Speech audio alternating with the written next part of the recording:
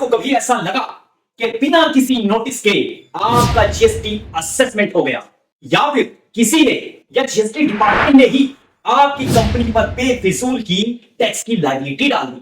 अगर हाँ, तो यह जानना आपके लिए बहुत जरूरी है कि सेक्शन 64 क्या कहता है इस बारे में।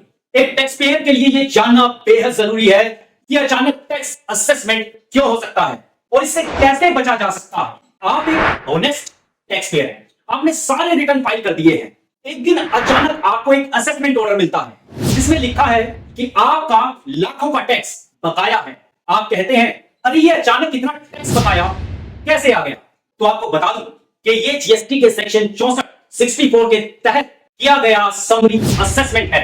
आप जानते हैं कि सेक्शन 64 आखिरकार क्या है और कैसे इसे बचा जा सकता है, कैसे इसे निपटाया जा सकता है। सेक्शन 64 के तहत अगर किसी जीएसटी ऑफिसर को लगता है कि किसी टैक्स पेयर के ऊपर लायबिलिटी बनती है तो वो उसका तुरंत असेसमेंट कर सकता है, लेकिन ऐसा करने के लिए उसे पहले एडिशनल कमिश्नर और जॉइंट कमिश्नर की अनुमति लेनी होगी। अगर डिले किया गया तो सरकार को बहुत नुकसान हो सकता है। इसीलिए टैक्स ऑफिसर फटाफट से अनुमति लेकर के एक टैक्स पेयर के टैक्स का तुरंत टैक्स असेसमेंट करता है। अगर टैक्स पेयर की पहचान नहीं हो रही है तो जो भी गुड्स और सर्विसेज का ऑनर है उसी को ही वो टैक्स देना होगा। आपको घबराने की जरूरत नहीं है, आपको इससे बचने के रास्ते बताता हूं।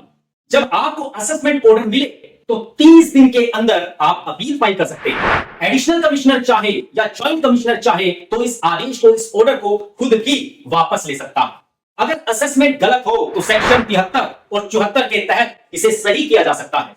अगर आपने सही समय पर अपील कर दी तो आपका असेसमेंट ऑर्डर कैंसिल हो जाएगा। अगर आपको जीएसटी की समस्या से रिलेटेड कोई भी जानकारी चाहिए तो कमेंट बॉक्स में टाइप कीजिए। मुझे उम्मीद है आपने वीडियो को लाइक, शेयर और कमेंट कर दिया होगा। जो नए दोस्त चैनल पर पहली बार आए हैं उन्होंने चैनल को सब्सक्राइब कर दिया होगा और बेल आइकन को प्रेस कर दिया होगा। इससे होगा क्या, जब भी हमारे चैनल पर कोई नई वीडियो आएगी तो आपको सबसे पहले देखने को मिलेगी। वीडियो को पूरा देखने के लिए आप सभी लोगों का तहे दिल से बहुत बहुत धन्यवाद।